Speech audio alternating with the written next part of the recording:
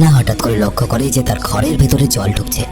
সে অবাক হয়ে জানালার দিকে তাকায়, দেখে চারিদিকে জল, বাইরে প্রচন্ড বৃষ্টি পড়ছে, আর জল এতটাই ভরে গেছে যে বড় বড় বিল্ডিং এর তৃতীয় তলা পর্যন্ত ডুবে গেছে। যে সুজিয়ে তাকে পিঠে চাপিয়ে ঘর থেকে বেরিয়ে পড়ে। চারদিকে জল বেড়েই চলেছে। আবার কিছু মানুষকে দেখা যায় জলে মৃত অবস্থায় পড়ে আছে। আশেপাশে সব লোকজন তাড়াতাড়ি করে সিঁড়ি ব্যবহার করে উপরে ওঠার চেষ্টা করছে, কিন্তু এতটাই ভিড় কেউ উঠতেও পারছে না। অ্যানা কোনোভাবে একতলা থেকে অন্য তলায় এসে পৌঁছায়। তখনই পাশের বিল্ডিং থেকে একটা লোক অ্যানার নাম ধরে চিৎকার করে ডাকতে থাকে। লোকটা ছিল সেই লোকটা যে সিকিউরিটি টিম থেকে অ্যানাকে বাঁচানোর কথা বলছিল। লোকটার নাম হেজো। হঠাৎ সেই মুহূর্তে জাইন কোথাও হারিয়ে যায়। অ্যানা ভয়ে তাকে পাগলের মতো খুঁজতে শুরু করে। কিছুক্ষণ পর অ্যানা লক্ষ্য করে তাদের দিকে একটা বড় সমুদ্রের ঢেউ ছুটে আসছে।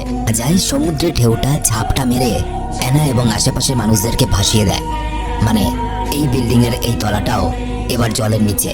অ্যানা কোনোভাবে শ্বাস আটকে সাঁতার কেটে জাইনকে খোঁজে, কিন্তু তখনই সে সেখানে সিকিউরিটি হেল্প মানে হেজে পৌঁছে যায় এবং অ্যানা এবং তার সন্তান জাইনকে সুরক্ষিতভাবে এনে তোলে। অ্যানা জাইনকে জীবিত অবস্থা দেখে কাঁদতে শুরু করে এবং হেজোকে ধন্যবাদ জানায়, কারণ সে ভেবেছিল তার সন্তান হয়তো মারা যাবে। এরপর হেজো অ্যানাকে নিজের সঙ্গে আসতে বলে